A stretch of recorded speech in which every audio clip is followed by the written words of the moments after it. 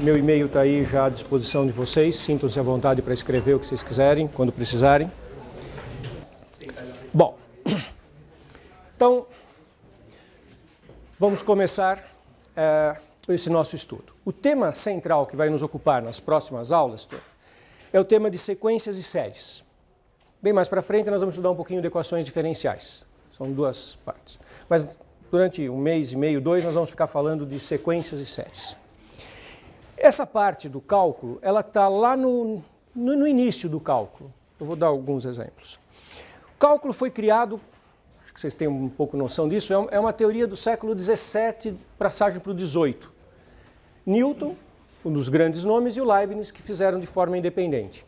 Newton tinha um olhar mais quase que físico, estava muito preocupado com mecânica.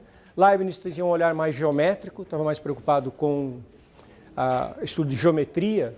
O cálculo vem num contexto mais geométrico. E na parte de sequências e séries, um nome importantíssimo é o nome do Euler, que é um pouquinho posterior, aí é século XVIII mesmo. E eles trabalharam de forma muito livre com sequências e séries. Eu vou dar alguns exemplos do que eles faziam. E houve um momento em que se criou quase que uma crise de falta de rigor. E isso levou, no século XIX, a um movimento de depurar o cálculo e deixá-lo rigoroso como vocês estudam.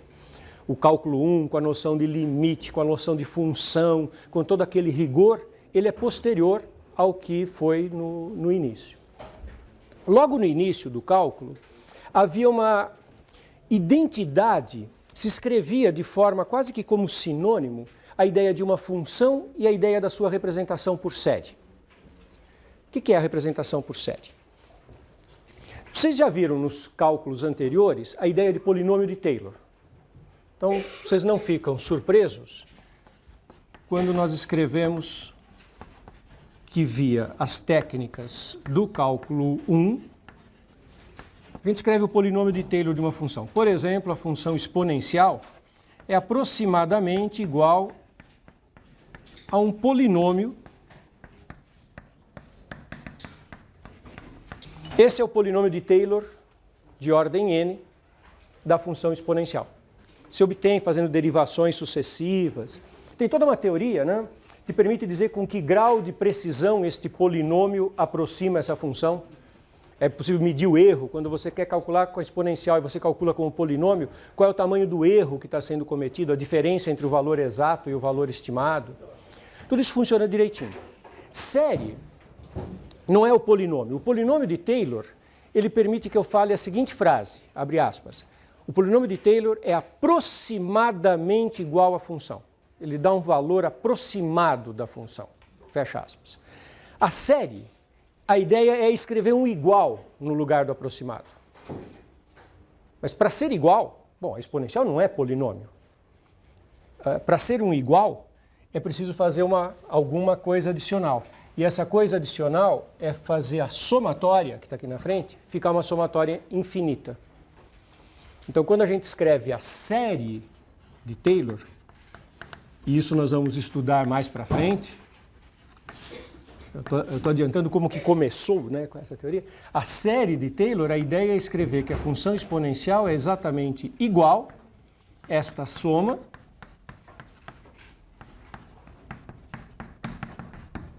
mais reticências. É uma soma infinita. E aí ficou igual.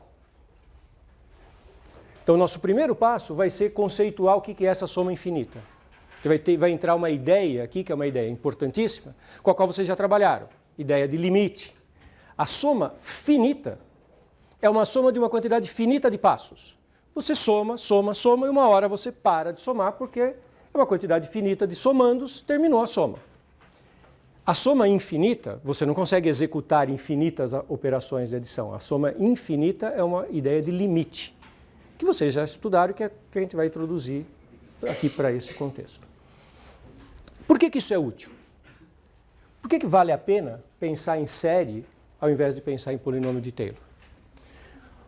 Observa o seguinte, você conhece aquela fórmula de soma de série de PG. No colegial você aprendeu a somar PGs. Então você aprendeu no colegial que 1 mais x quadrado, mais x3, etc., mais x a n, isso é uma PG infinita, em que o primeiro termo é A1 e que a razão é x. E, portanto, tem uma fórmula que diz que isso é igual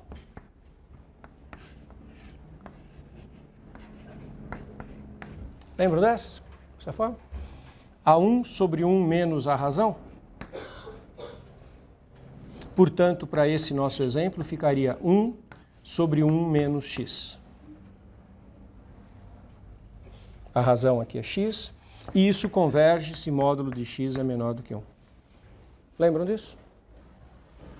Acontece que se você começar a escrever fórmulas deste tipo, vou escrever mais uma. 1 menos x mais x2 menos x3 mais x4 menos...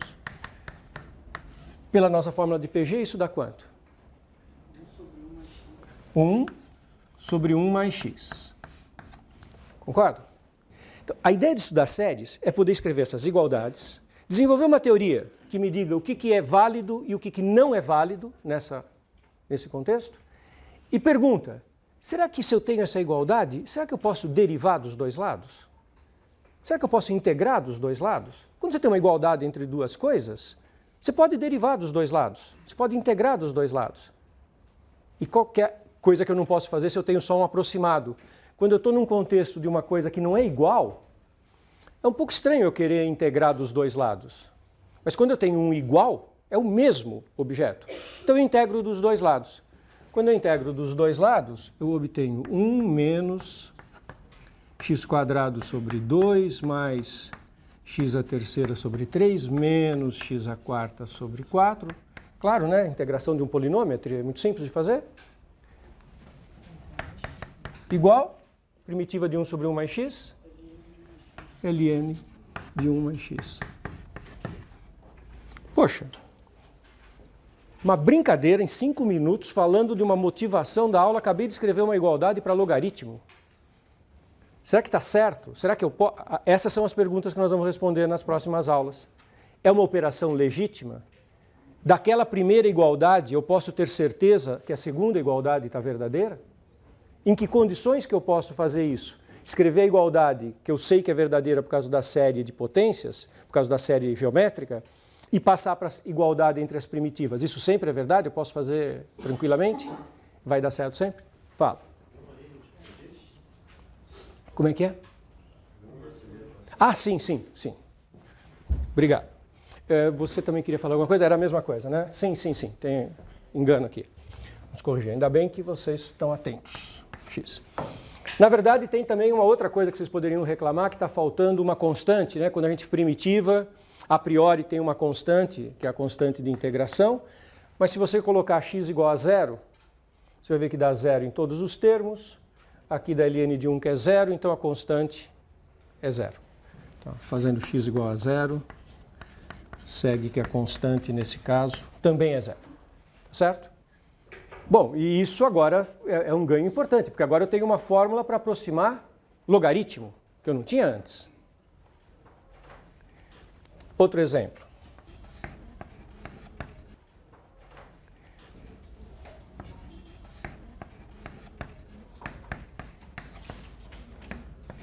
Série geométrica, isso dá?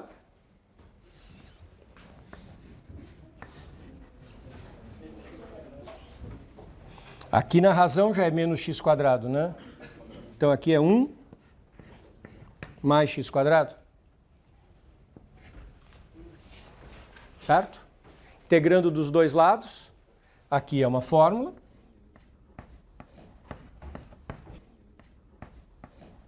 Primitiva de 1 sobre 1 mais x2. Arco tangente. Mais uma constante, a constante é zero. Quanto que dá arquitangente 1?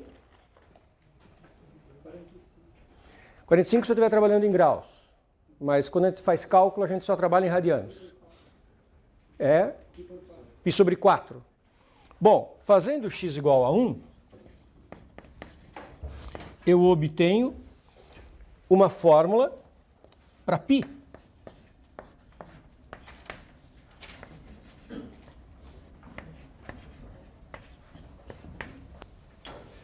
De novo, as mesmas perguntas. É lícito fazer isso?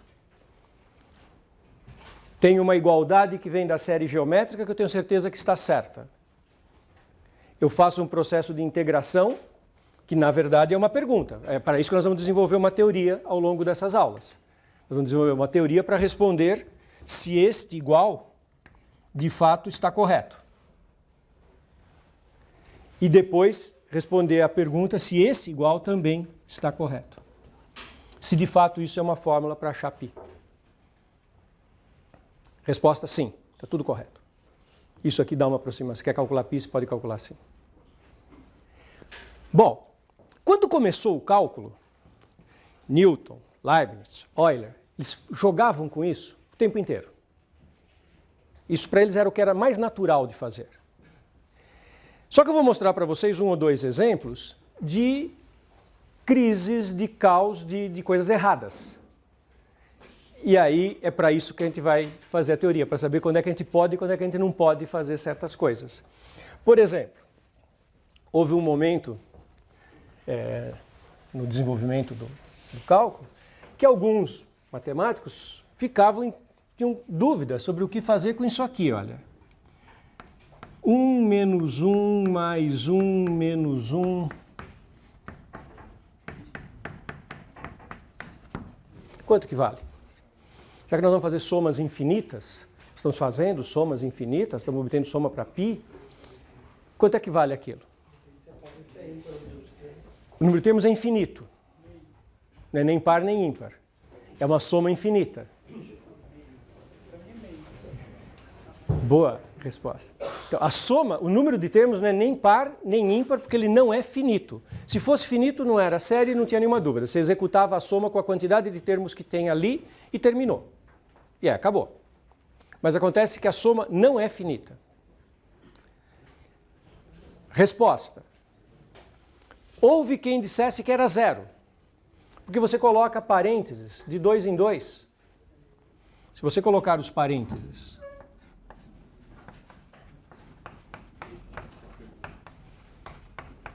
isso dá zero. Cada par se cancela, dentro de cada parênteses tem o zero, a soma final é zero.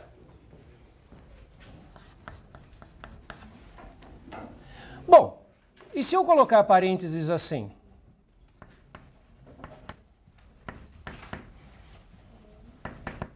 Se eu colocar os parênteses desta forma, deixa o primeiro 1 de fora, põe parênteses nos outros dois. Parênteses nos outros dois. Quanto é que dá a soma? Aí parece que está dando 1. Porque todos os parênteses se cancelam, todos os parênteses somam 0, e sobrou aquele primeiro 1 que eu deixei de fora, que eu não coloquei dentro de nenhum parênteses. Então parece que a soma está dando 1.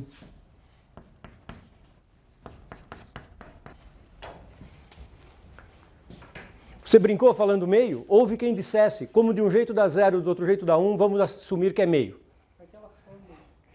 E por causa dessa fórmula. Se você coloca nessa fórmula x igual a 1, bem observado, coloca aqui x igual a 1, essa fórmula fornece meio. O que eu estou mostrando com esse exemplo? Que a ideia inicial era muito bonitinha, de que a gente faz umas igualdades a partir de séries geométricas, nós temos certeza que está certo, e a gente começa a integra de um lado, integra do outro, e começa a obter fórmulas muito bonitinhas. Obtivemos uma fórmula interessante para π sobre 4. Fazendo o quê? Colocando x igual a 1 na fórmula que a gente obteve. Mas eu não posso colocar x igual a 1 aqui. Nessa deu certo, nessa deu esquisito, porque deu meio. Para isso que a gente vai desenvolver uma teoria, para saber quais operações, quais passagens que são lícitas, que não levam a erros e quais que levam. Não há registro de que Euler, Newton, Leibniz tenham cometido muitos erros manipulando essas fórmulas. Os seus discípulos, sim. Foi o que veio a posteridade que começou a perceber que se sem uma teoria que dissesse claramente onde é que estão os teoremas, onde é que estão as coisas válidas e as não válidas, ficava difícil de manusear. Os criadores da teoria sabiam o que estavam fazendo. Tem um outro exemplo interessante, e aí eu vou fazer só mais esse exemplo e daí a gente passa para a parte 2. Um outro exemplo vem também de série geométrica, que é o seguinte, você pega essa série aqui, 1 mais x2, isso a gente sabe que dá 1 sobre 1 menos x, certo? Também é bem conhecido. Agora eu vou pegar a série geométrica, ao invés de começar, soma infinita. Ao invés de começar com 1 e razão x, eu vou pegar uma outra. Eu vou pegar a que começa com 1 sobre x e razão também 1 sobre x.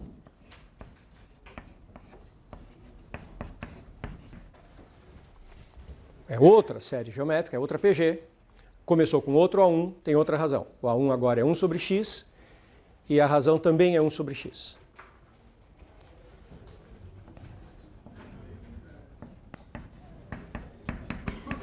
Quanto que nós obtemos aqui? 1 sobre x sobre 1 menos 1 sobre x.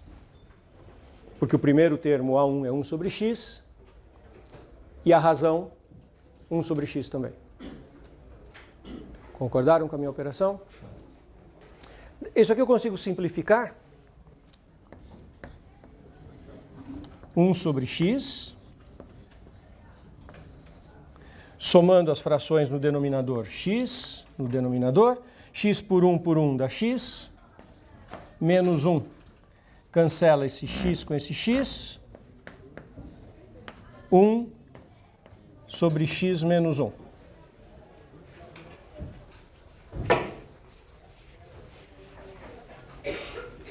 Certo? Estamos me acompanhando? Está todo mundo me acompanhando? Ótimo. Olha que bonitinho. Soma as duas. Então, a primeira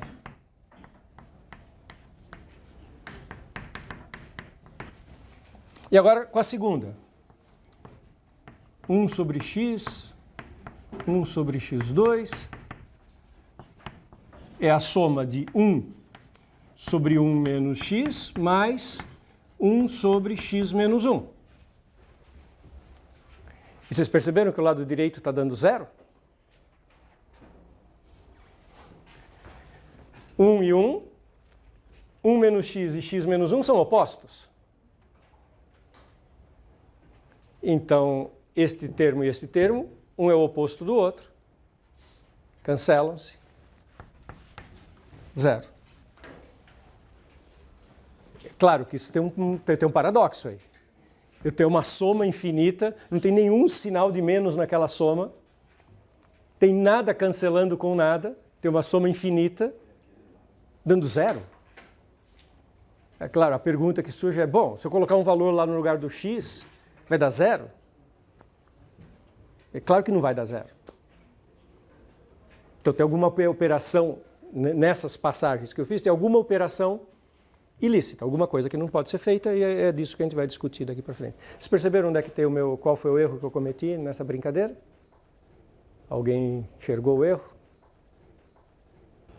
Não é uma coisa super difícil de ver, mas também não é tão óbvio, tanto que vocês estão precisando pensar um pouquinho mais, não veio de imediato, vocês estão tendo que refletir. O problema da razão. Isso. Claro que vocês iam chegar na resposta. O problema está na razão. A primeira igualdade vale quando a razão é menor do que 1, a razão é x. Então eu preciso que módulo de x seja menor do que 1. A segunda fórmula vale quando o módulo da razão é menor do que 1. Só que o módulo da razão é 1 sobre x. Para que 1 sobre x seja menor do que 1, x tem que ser maior do que 1. Então uma fórmula vale num domínio, outra fórmula vale num domínio disjunto. Elas não podem ser colocadas juntas, porque o domínio de validade, a intersecção dos domínios de validade é vazia. Não tem nenhum domínio em comum. Simples a explicação, ótimo. Mas vocês estão percebendo a importância de começar a organizar as ideias. E organizar o que nós estamos fazendo, porque se eu não organizar direitinho essas ideias, daqui a pouco eu começo a cometer erros desse tipo sem perceber. Então foi isso que ocorreu num segundo momento no desenvolvimento do cálculo. Primeiro, quando começou na cabeça do Newton, função e a série era a mesma coisa. Não tinha distinção. Foi no momento posterior que a gente introduziu o conceito de função, o conceito de série e coloca a pergunta quando é que você pode escrever o igual, quais as operações que podem ser feitas, etc. E é isso que nós vamos tratar na primeira metade dessa disciplina. São bonitos esses exemplos, né? Então, antes de começar a falar em série, agora então precisamos organizar. Espero tê-los convencido de que a gente precisa ter um certo cuidado, um certo rigor nesse tratamento. Qual é a forma como a gente vai organizar tudo isso? A gente vai ter um primeiro conceito, que é o conceito de sequência, para depois ter o conceito de série. Como se a gente fosse falar, olha, nós vamos estudar primeiro as PGs, para depois fazer a soma das PGs. Antes de entender direito o que é a soma da PG, vamos entender direito o que é a PG. A gente vai fazer isso em geral. Sequências quaisquer, não necessariamente PGs, para depois fazer a soma dos termos de uma sequência.